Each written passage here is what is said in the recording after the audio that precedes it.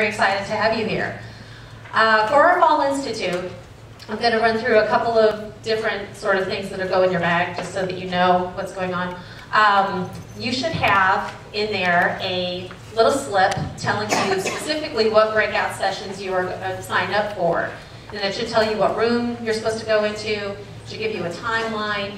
You should also have another little card that you can use for our exhibit hall during the lunch hour. And so when you go over to Madai for your lunch, you'll be able to wander around and see some of the exhibits that deal with various tools and technologies. So students who took this institute for 2 hours credit researched and constructed some fantastic tools and strategies. And this is a great way to connect to people who are going to be entering the field full time very soon. So make sure that you have that. Any other questions, issues? Phil right here is from IT, so if you're a presenter or from the exhibit hall, that's somebody you want to know. And if you are a participant and you have any questions about where you're supposed to go or where you're supposed to be, the ladies who checked you in here, Dr. Irvine and Betty Geezer are right outside, and they're more than happy to help you. Okay? Okay, so am I loud enough? I should probably keep this. Is this too loud? I'm a teacher, I have a loud voice, so I've never been accused of being soft-spoken. So, okay, so we've already kind of introduced our welcome here. And those of you who have attended institutes before, this one is a little bit different. We deal with a lot of technology today. It is going to be overwhelming, so if you haven't had coffee, I would strongly recommend it. It's right outside. Please don't hesitate to pop up and get some, or get some sugar, some donuts. You're going to need it. This institute sort of runs between a conference and a class. So it's sort of a long-term, long full-day class where you're learning a lot of information in a very short period of time. Those of you who have already been in correspondence with me about the institute know that we do have a Twitter hashtag that will be running throughout the day, and that is, I'm sorry I didn't put it down here, but it's #FBU 2012 Fall Institute. And that's a conversation that will be going on throughout the day. If you're new to Twitter, don't worry about it, that's what you're here for. There are a lot of people who are going to be here very comfortable with the technology, and some of you will really have no idea, how to use a lot of these things. But that's what we're all here for. We're here to sort of be a starting point. The final thing I would mention as far as details is within about a week of the end of the Institute, there is a Google site for it. Every single exhibit hall presenter and breakout session presenter will have links, handouts, all of that sort of stuff available to you. I will send an email out to every single participant reminding you that it's out there, that you can access this at any time. Some people are even using Google Sites so that you can collaborate long after the Institute is done. And that's part of what we wanted to get going here, is more of a connection between the K-12 schools and higher education so that we can all kind of help each other out. So it's a great opportunity for us to be networking. Okay, did I forget anything? Are we good? We're good. Okay, fabulous. That's impressive. I always forget something. So I'm going to go ahead and get started on my talk today, and we're going to address in our first talk, we're going to talk a little bit about some of the technologies that have been here in the past, some of the different strategies and issues that are going on right now, and then in our later session we're going to talk about where we're headed. And so the first thing I want you to do is to think back to when you were 10, or 8, or 12. So it's easier for some of us than it is for others to remember that. Try to think back, not you, Ruth. Try to think back to that. I want you to think about the types of toys that you used to play with. Okay? And it could be something along the lines of this. Does everybody remember Lincoln Logs? Yeah. These are awesome. Lincoln Logs are awesome. I used to play with these constantly. How about the Viewmaster? There you go.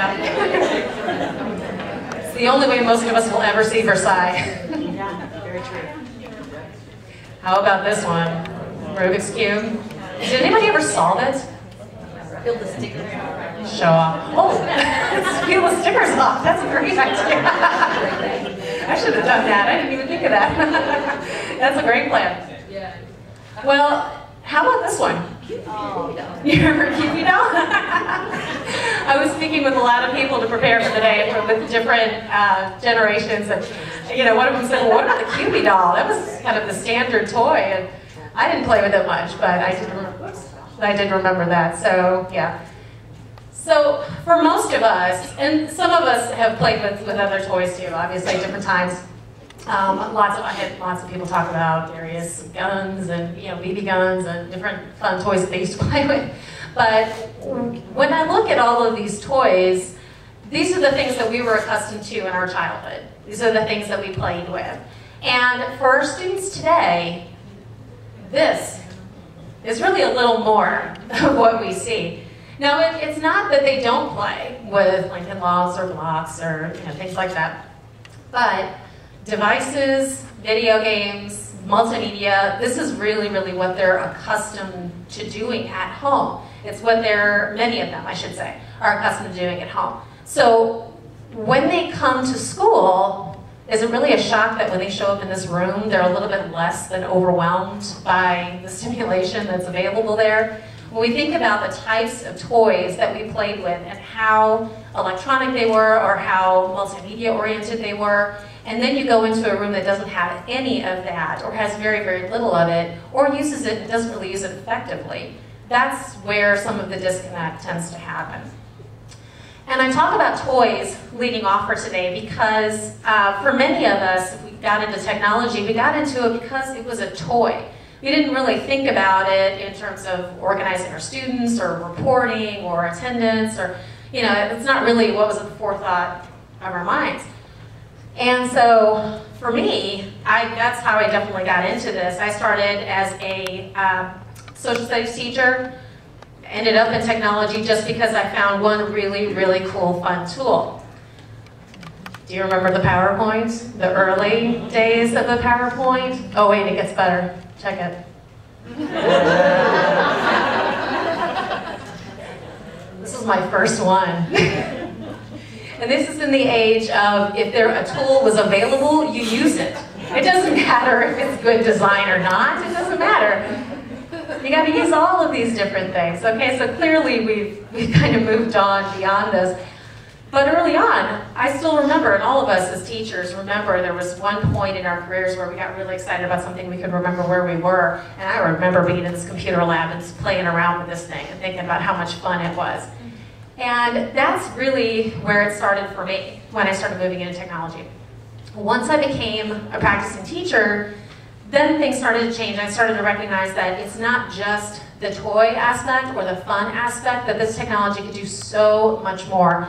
And when I finally kind of figured that out was very shortly after September 11th, 2001. So I was teaching in a private Catholic high school in Atlanta, Georgia. And this school had a significant population of New York transplants. And so when this happened, when we got a notice over the PA toward the end of second period, explaining what happened, and everyone kind of stares around at each other completely dumbfounded because you just don't even know how to process that. We realized that a lot of our students had family and friends, and so that the entire environment was very chaotic during that day. It took me probably a good 10 minutes to remember that my father, who worked for the Defense Department, had a meeting at the Pentagon that morning, so he was luckily okay. But after everybody the haze settled a little bit, after we kind of figured out that we had to move forward, that we couldn't take our kids to the library every day to watch CNN, we started looking at our curriculum. And everybody had a choice. Some people moved forward exactly the way they had scheduled to so that they could just keep pushing the kids forward and not dwell on it. Myself and one other teacher were teaching a geography class, however, and we were both young teachers. We did not feel like this should be an opportunity that we should pass by. And so we got together and we realized that in just a few days' time, what was scheduled was our Middle Eastern unit, of all things. So we thought, well, what we'll do is make a couple of adjustments, and we went to our principal and said we had a unit planned and everything, and we want to throw it out. We want to do something completely and totally different. And he said, fine. He said, that's fine. You find something else that you want to do. We got the library on board. We took all of our lessons, which if you've ever taught geography, usually includes a map and an activity and some culture and some lectures and things like that. Chucked it all, threw it all out, came to class, told our students that we were headed to the library for 2 weeks, And they had to use all of the resources they could find, including people, including each other, including everything that they could find as far as books and articles and things like that at that time. And they had to answer just one question. Why did this happen? There was no answer, and they looked at us completely confused. They said, well, I don't think anybody knows that. Yes, I know. You're going to help construct that answer. And to give you a little bit of background into these students, there were only, I think, 4 sections of geography at the time. Because the school treated geography much the way many schools do, that this was kind of a dumping ground for the students who were not particularly good at study habits. They needed some help with reading and writing. And it was treated kind of like a way to develop those skills. And so the students that we got were not the best and the brightest. They were the ones who struggled with these things. And so we were a little concerned about how that was going to play out, but we thought it was a great opportunity. And so we decided to give it to them. And what they came up with was really pretty astounding. During that 2-week period, we had parents and the librarians freaked out. If you've ever seen librarians, giving them an opportunity to dig into those kids and show them all the different things that are there and how they can come up with different ideas, and they just absolutely loved it. And during that time, I received a number of emails from parents as well. And I did save one of them because it was really, with this group of students in particular, it was very touching. And so I had this one. It said, "Dear Mrs. Peach, I would like to express concern over my son Ben. Last night we were set to watch the Braves game. Ben informed me that he would only be able to watch it after his homework was done. Then he needed to get a good night's sleep because he was presenting his theory tomorrow. I was at a loss as to how to react to this since this had never happened before." And Craig was very confused. I spoke with him, and he really didn't know what to think about his kid, who was really trying to figure this out. And parents and the community members were so impressed with what those students were coming up with. And I was really, really impressed by the time they came around and actually presented. And so some of their theories, and some of them were very, very detailed, some of them were a little more obscure, but they came up with things like, obviously, oil, which they thought was a significant contribution to the problem. Different culture wars that were going on, the spread of Western ideas, just downright basic power, and then religion. And some of these kids tied things back, all the way back to the Crusades, and did timelines kind of explaining all of this and how this all happened. And we were all, as a community, very surprised that these students came up with this stuff. We didn't know that they had it in them. And what we realized about why that happened, so we spent a lot of time talking about it. Why did this happen? And we identified a few different things that caused this. Number one was motivation. These students were highly, highly motivated to figure it out. They felt incredibly empowered with this responsibility. They had to figure out how this happened, why it happened, and they knew that their results mattered to the community, to their parents, to everybody.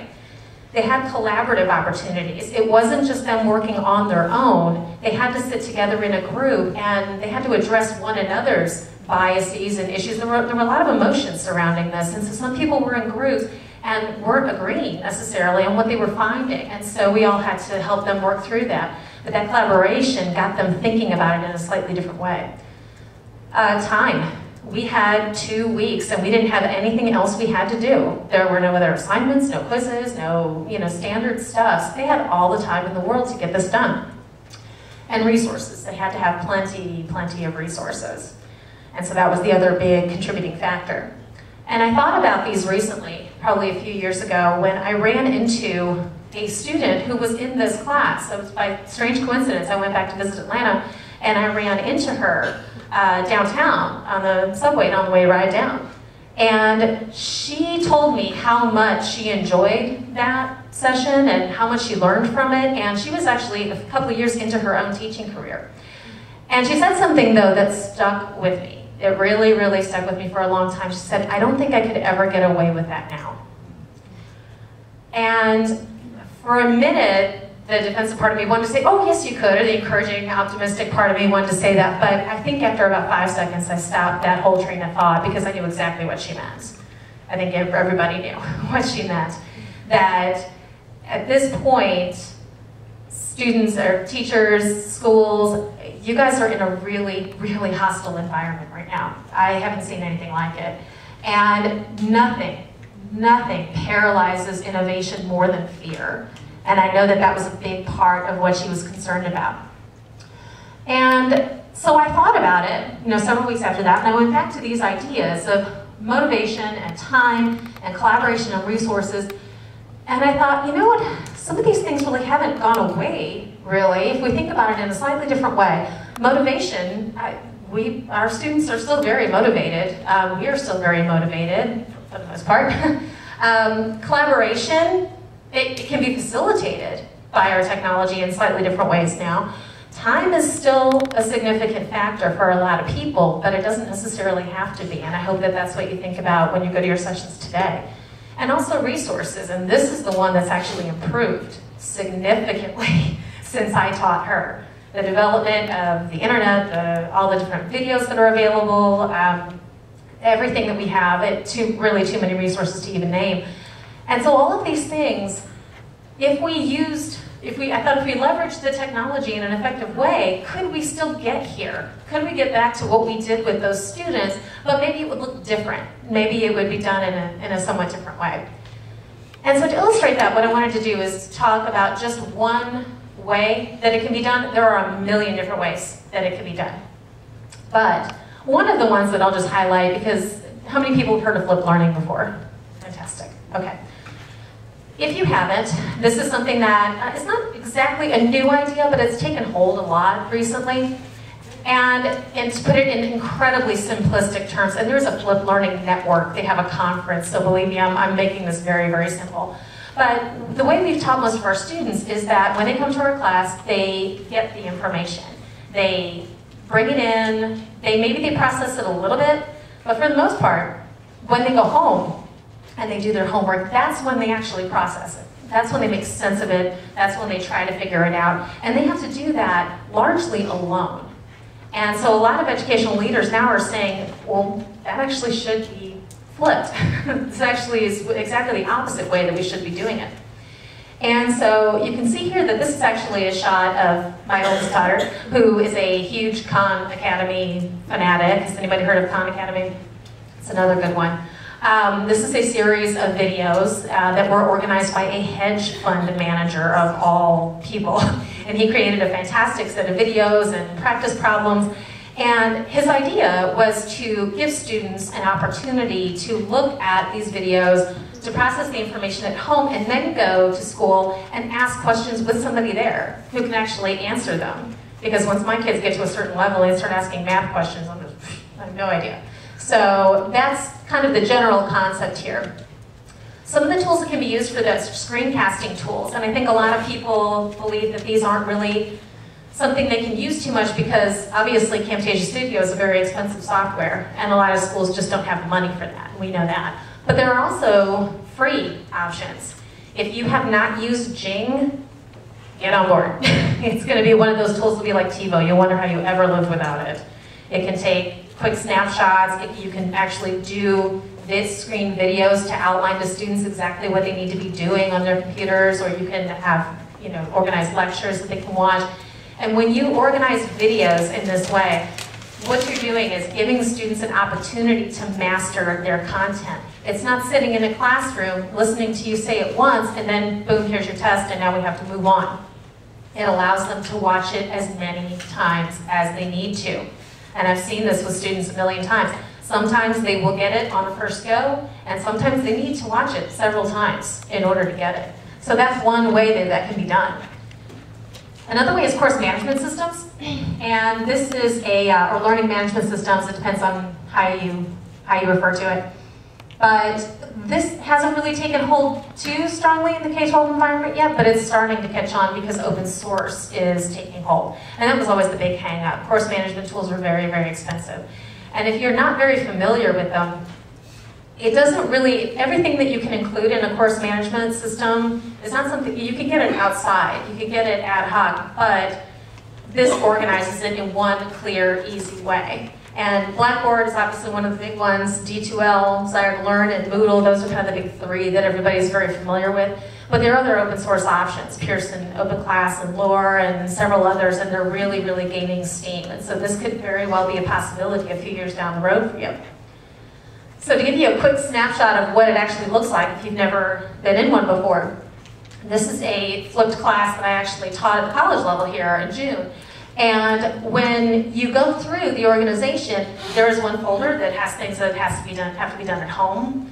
And so clearly it's outlined here. It says read these articles, view the screencast, adjust your Prezi, complete the quick check, and then they can come into class. They've already done their homework, they've already watched the videos, and this was a computer education class for teachers, so when they come in there, all they're doing is spending their time practicing and failing and succeeding and failing and succeeding and failing and succeeding, and they have plenty of time to do that. And that's what this kind of thing allows you to do. Within a course management system, you're going to find a number of different tools. There are online discussions, which a lot of times people, I think, worry a little bit about having an online discussion as opposed to face-to-face. They want to be able to go back and forth with people and actually debate and discuss ideas.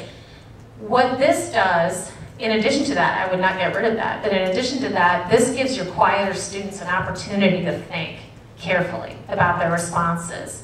How many times have you left a class and thought, oh, if I had just said, this, it would have made a lot more sense. This gives them an opportunity to do that. Blogs can be embedded in here, quizzes, there's wikis, web links, surveys, group work, videos, there's secure grade books and course reporting. All of these things are available within that same content system. So how do those things tie in? All of here. The motivation, that's all up to you. So that's how you construct your classes or how you use your technology really comes down to you and how are you going to motivate, and it really comes down to your students.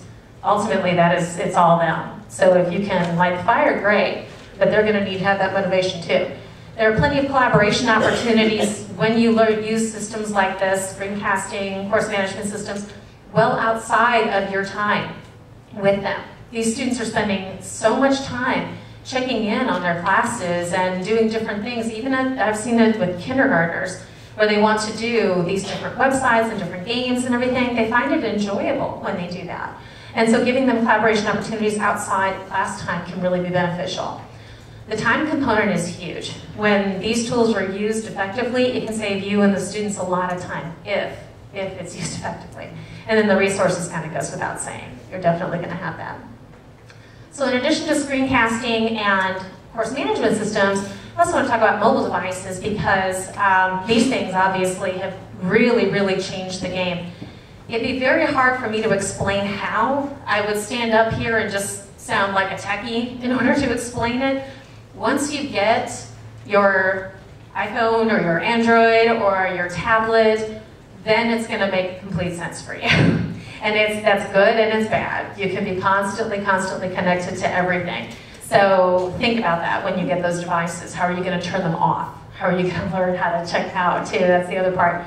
But with students, we saw that picture of the girls. They can check in on this stuff all the time, on the bus, when they're at the park, when they're doing whatever. I wouldn't necessarily advocate that, but it's accessible to them so that they can make the choice about when they're going to access their content, and that's when they can be really engaged. At 8:30 in the morning, you may or may not have them, but if you get to them at 8 o'clock at night, maybe that's when they're awake, maybe that's when they're ready to go. So all these things give you that too. The other big thing is e-text, and I think this is probably one of the things that really confuses people or that they think isn't really I think most people tend to think of e-text as something that is just a printed book and it gets moved into a digital format, and it has become, anyway, so much more than that. So I'm actually going to tweak this just a little bit, and I'll show you an example out of my tablet.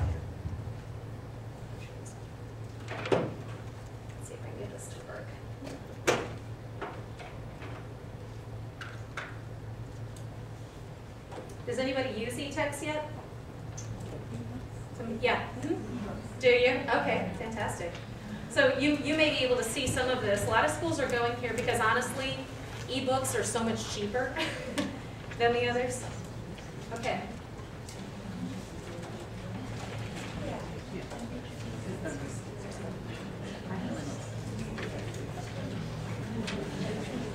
Okay.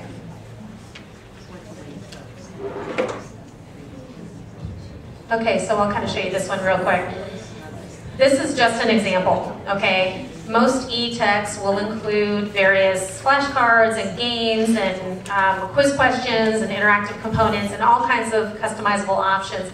This one is one of the first interactive books that was written. It's called Our Choice. It's actually written by Al Gore, and it's about environmental issues. And you think he'd be good at this because he invented the internet, so he must know about this stuff, right? Okay, so there are a series of chapters here, and this one is on sort of harvesting wind.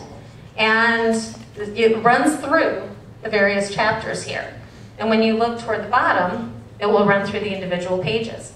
And now here we've got, obviously, text that people can read. This is one that I really like, though. You can see these interactive graphs that are available. So if you can look at wind generation capacity in 2009, it's set up right now to show installed capacity, but what if I wanted to look at power per capita? It can actually shift it around and explain it to me a little bit better. What about the percent of consumption? You can see that change. I can see a 5-year span here as well. So there are interactive components here. It actually incorporates videos, and it will show you how these various things work. You can't really hear it, but is explaining how these things actually work, which was impressive for me because I never understood how they worked. So that was very nice. I'll show you one more interactive one. So this is the average wind speed, and this gives you a good idea about why different states use different types of energy. And this one, it shows you where wind power is really, really helpful. So that kind of explains why we see so many of these around our area. But if we're looking at solar, you can see that obviously we're not the best area for that. We're much better at wind. And how about geothermal? So you can see all these change. And this is something that your students can have access to. This is how they can actually read and ingest their information. A little bit more dynamic than the text that we have now. So that's how it changes quite a bit. Go ahead and get us back here. And this book, just so you know, was only $5. So. Yeah. And that's the other, a lot of the text, the text companies will break it down for you. They'll let you buy by chapter. They'll let you organize it. Can you imagine not having to buy the entire book? Because quite a bit of it just isn't really impressive. So yeah, here's all these customizable options. Let's see if I can get back on track here. There we go. Okay. So what this comes down to, all of these different things. For flipped learning, it's accessible anywhere, it can be streamlined. I know this is something teachers don't think about very much, but it's simpler training. And that really does make a huge, huge difference for a lot of people, is that if they don't have to spend time training their teachers on 18 different technologies, they can just streamline it down to a handful. It saves everybody a whole lot of time and resources. It's just going to be a lot easier. So I wanted to show you just one more kind of solid example, because this is still kind of abstract, it's not very specific. And so if we were to think of one issue, one circumstance that we have all either been through, or if you haven't, it's coming, okay? Let me just tell you, it's coming. You will have a parent call and say, why did you give Johnny a D in here? Johnny is wonderful, Johnny is a phenomenal student, you were clearly not doing your job. And we've all heard it, okay? Or we at least know of it. So how can we use these technologies to make this whole process a little bit easier? Now, when we go through this, how many people have been through some situation with a parent before that they had to know? Okay, yeah, so many of us have been through this. So you know, or you have seen from your colleagues what people go through when they actually go through a great challenge. So the first part is the email, which is just mortifying. I mean, you're sitting there just cannot believe what this teacher or this parent or whoever is telling you. That you would ever have anything but that child's best interest in mind. It's just ridiculous. And then, of course, you got to run down the hall and start gossiping about it. Okay, find the nearest teacher that will listen to you and will let you do that. And that'll take you a good 30 minutes. Okay. Then you got to go home and you got to gripe about it. All right, because that's your spouse's job, is to listen to you complain about how you cannot believe that somebody would actually allow you to do this, and that will take you a good 60 minutes. Okay. Then the next day, you've got to construct your case because really you're in a war now and you got to start making up a battle plan. And so your plan B lesson has got to be the video department of your library so that students can watch video and you can figure out how to handle this situation. And that'll take you a good 60 minutes. Then, let's face it, it's been 15 hours since you complained about this again, so let's move on and find somebody else to complain and gossip about for another 30 minutes. And then there's the suck up. You gotta find your principal who's gonna be in the meeting, and whatever they asked you to do before that you've been putting off, well, now's the time to pay up, okay? Because you need allies in this battle. So if they wanted a report, or they wanted you to teach class, or organize a club, or if they just wanted chocolate out of your basket, you gotta go and do that. That'll take you 30 minutes. Then there's the grade meeting, and that's when your principal has to referee between you and the parents, and everybody's egos are flaring, and everybody's very upset, and that'll take you a good 60 minutes. And then you will either have the wonderful thrill of victory or the agony of defeat. Either way, it takes you 2 hours. Okay? But my poor daughters felt really bad for me. Okay, this entire process just sucked 6 hours out of your week. What would you give to have 6 hours? I don't think people realize the impact of these things on their actual schedules. When we feel time pressed, sometimes it's for things like this. So what we need to look at today is when the technologies that we're looking at, can it help us get through this stuff so that we're a little bit more efficient, it's a little bit easier. So you could go through all that, or if you have a course management system or a reporting system of some kind, you can just construct an email like this. It says, Principal Smith encloses the report for student Smith and the grade challenge for fall term. Please let me know if you have any questions. It includes the course management system usage report, the record of emails to the parent, student, and counselor, full grade report for all graded and ungraded assessments. Have a great day. 10 minutes, tops. Now it's true that when I figured this out, I was teaching online for the Georgia Virtual School. But when face-to-face classrooms use this effectively, it can take you just as much time. Not since I discovered this have I ever sat in on a grade challenge. All I'd have to do is send the report. And usually I'd send it to the parent first and say, will you explain to me, given all this information, why I'm wrong? And nobody's ever been able to answer. Because it's very clear. The technology, oops, sorry.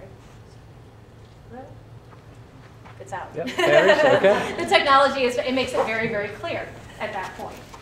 And so then you don't have to get riled up. You don't have to worry about it. You don't have to defend yourself. You know that you've done the right thing. You don't even have to mess with it. So that's a great example of how the technology can actually help you out. And it incorporates a word that I want us to think about, and that's empowerment. That this stuff empowers us to do a fantastic job by us, by our students. It can be. I don't want to say it's a foolproof because I've seen people take it and not use it effectively. So if it's used effectively, it can be remarkably empowering. And it's not just the tool, okay? What I'd like you to do real quick is think about something you have always wanted to do, not related to education, not related to technology. What is something you have always wanted to learn? Thank you so much. What is something you've always wanted to learn how to do? Does anybody want to volunteer real quick? Yeah? Windsurf. Windsurf. Awesome. I don't know anything about windsurfing, so let's take a look here. See if we can find windsurfing.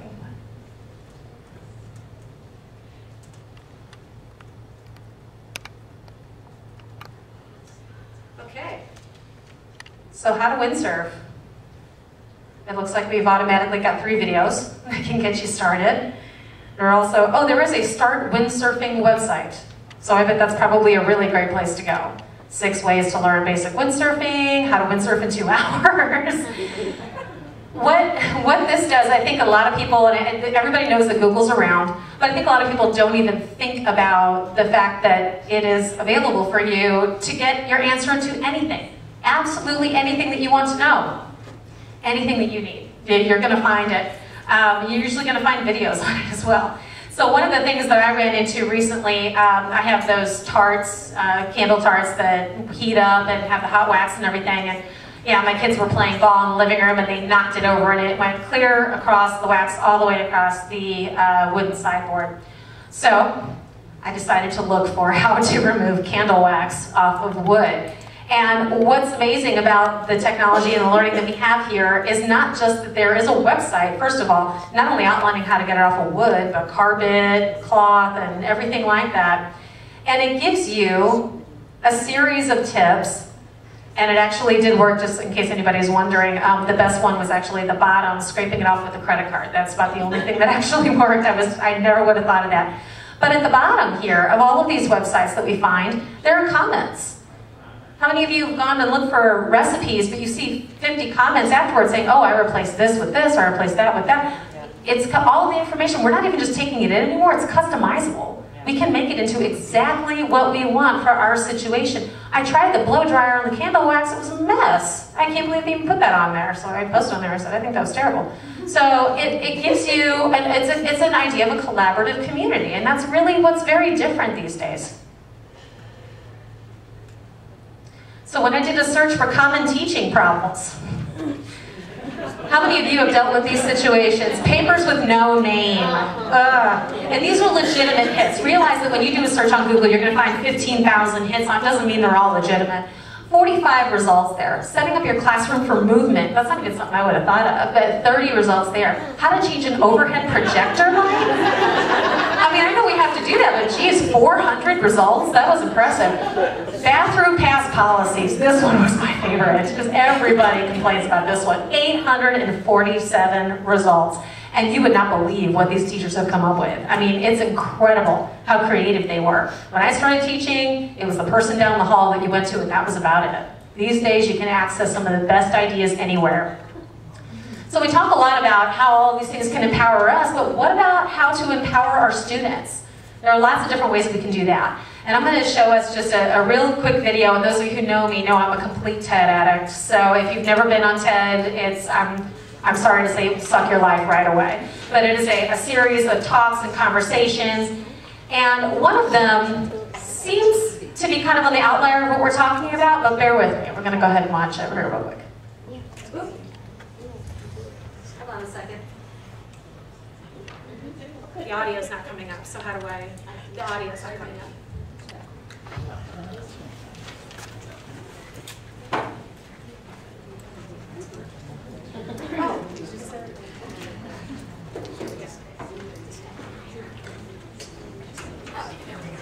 Sorry guys, we got one plug. There we go. Okay, perfect.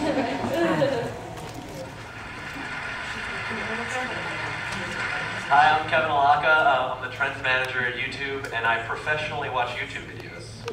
That's true. So we're going to talk a little bit today about how videos go viral and then why that even matters. We all want to be stars, celebrities, singers, comedians. And when I was younger, that seemed so very, very hard to do. But now web video has made it so that any of us, or any of the creative things that we do, can become completely famous and a part of our world's culture. I mean, any one of you could be famous on the internet by next Saturday. But there are over 48 hours of video uploaded to YouTube every minute. And of that, only a tiny percentage ever goes viral and gets tons of views and becomes a cultural moment. So how does it happen? 3 things: tastemakers, communities of participation, and unexpectedness. All right, let's go. Oh my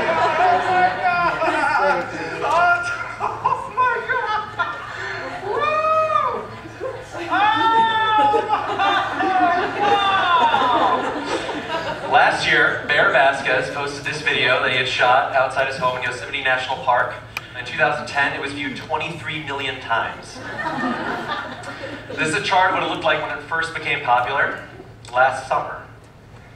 But he didn't actually set out to make a viral video, Bear. He just wanted to share a rainbow, because that's what you do when your name is Yosemite Mountain Bear. And he had posted lots of nature videos, in fact, and this video had actually been posted all the way back in January. So what happened here? Jimmy Kimmel, actually. Jimmy Kimmel posted this tweet that would eventually propel the video to be as popular as it had become. Because tastemakers like Jimmy Kimmel introduce us to new and interesting things and bring them to a larger audience. It's Friday, Friday, gotta get down Friday. Everybody's looking forward to the weekend, Friday, Friday. actually have this conversation without talking about this video, I hope. Rebecca Black's Friday is one of the most popular videos of the year. It's been seen nearly 200 million times this year. This is a chart of what it looked like, and similar to Double Rainbow, it seems to have just sprouted up out of nowhere. So what happened on this day? Well, it was a Friday. It's true. And if you're wondering about those other spikes, those are also Fridays.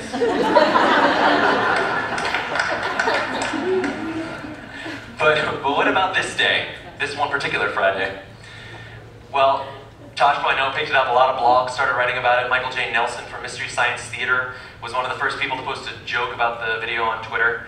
But what's important is that an individual or a group of tastemakers took a point of view and they shared that with a larger audience, accelerating the process. And so then this community formed of people who shared this big inside joke and they started talking about it and doing things with it. And now there are 10,000 parodies of Friday on YouTube. Even in the first 7 days, there was one parody for every other day of the week.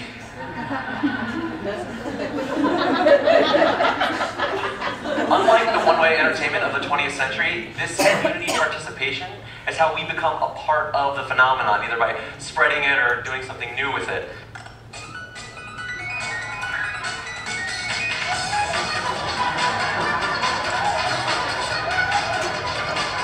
So, Nyan Cat is a looped animation with loop music. It's this, just like this. It's been viewed nearly 50 million times this year. And if you think that that is weird, you should know that there is a 3-hour version of this that's been viewed 4 million times. Even cats were watching this video. Cats were watching other cats watch this video.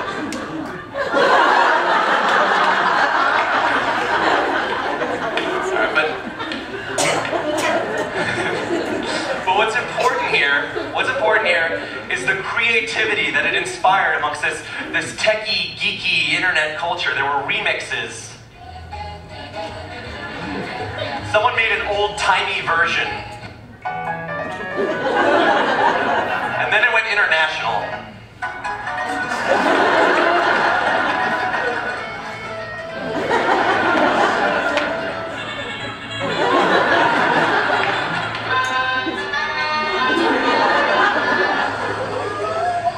Entire remix community sprouted up that brought it from being just a stupid joke to something that we can all actually be a part of.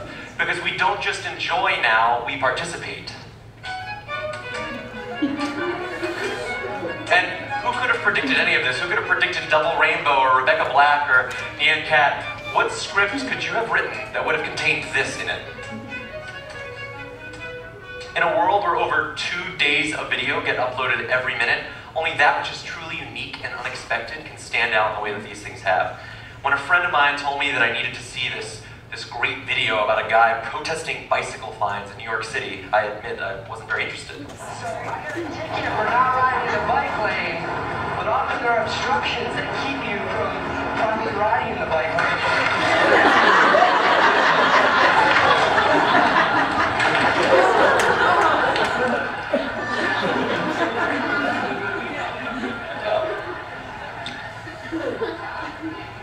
By being totally surprising and humorous, Casey Neistat got his funny idea and point seen 5 million times. And so this approach holds for anything new that we do creatively. And so it all brings us to one big question. What does this mean?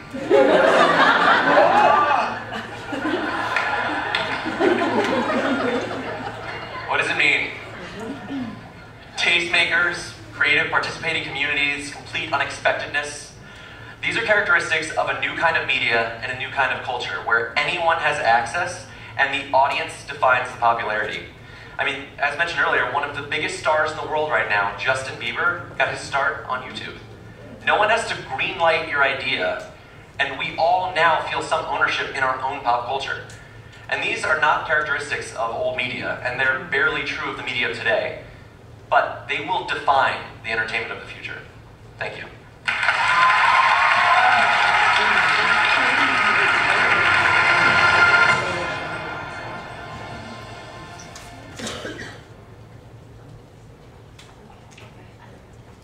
Okay, yeah, so welcome to the dark side now. That's Ted, and they've got a million of them. There's some fantastic videos there. I wanted to bring this video to kind of wrap up our point before we move on to our sessions, because it doesn't seem to really relate directly to education or education technology, but the first thing I would emphasize is that's good. This is where we often find ideas, or in very, very unexpected places, and so I wouldn't necessarily look just for something specifically related to education technology, because there are lessons to be gleaned from everything. So what I got out of this are the different things that I kept thinking about students when I was watching this, because this is the kind of collaboration that is going on with them outside of school. With this whole remix community you talked about with Yankat, I mean, that was hysterical. Who would have come up with a taco body for a Mexican cat running across the desert? He's right, that these things are participatory and they're collaborative. This is something they clearly really love to do. So how can we tap into that as teachers? That's going to be important. I love this one. I didn't even want to change it. No one has to green light your idea. And that's a very, very empowering thing for our students, is that they don't have to follow a process necessarily in order to participate in something. Now, in schools, obviously, we're going to have some restrictions, but this is kind of the media that they're engaging in increasingly outside of school. And so how does that impact what you're trying to do in the classroom?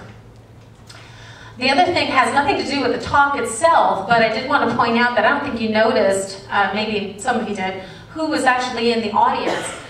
TED is a conference that you actually have to get invited to. You have to apply in order to attend. The quality of the speakers and the sessions are that good. And this is a TED youth event. So all of the audience members were teenagers. And this is something that you can actually coordinate in your own school. It's a process. It's a big process. But getting major speakers into your school and getting your students to contribute to these bigger ideas is incredibly empowering for them. It makes me think about my own students during that Middle Eastern unit and how empowered they felt about being able to contribute to general ideas. And the last thing I thought that was just hysterical was Kevin Alaka, who his job is watching YouTube videos. And because of the power of the internet, I looked it up and found out that he graduated from high school in 2002. He could have been one of my students. And I started thinking about this, and I thought, you know, I think when I was comparing the military strategies of the North and South in the Civil War, I didn't stop and think, you know what, maybe one of these kids who's really good in film is going to make a living watching YouTube videos. We hear all the time that we're preparing students for jobs that don't exist. Well, there's a prime example of how that doesn't exist. Okay, so we always need to think about that too. So with all of these 4 lessons, what I want to tie it back to before we move on to our sessions are these 4 major ideas. When we go into these sessions, we do talk a lot about, now we're dealing with specific tools and strategies and different things that can be incorporated. But what I'd like you to think about is the motivation, the collaboration, the time, and the resources. It is perfectly acceptable to find a tool that is really, really high at the motivational factor. Does it really get you going? Does it get your students going? Maybe it doesn't save you time. Maybe it isn't collaborative. Maybe it doesn't make use of vast resources, and that's okay. But if that's the only tool you're using all day long, you're not using it to its full effectiveness. Can you find another tool that's going to help save you some time? Because quite often those motivational things take more time than you actually have. So can we balance that out with a tool that's going to save you the time and the energy, like we saw in the Great Challenge, those little time sucks that we don't really think about, but that do really add up over the course of your year. So as you go through these different sessions, always be thinking about this, and when we come back, we'll address some of the different things that you were exposed to, and then we'll see where we're going on 5, 10, 30 years down the road, okay? Best of luck, guys. I'll see you here when we're done.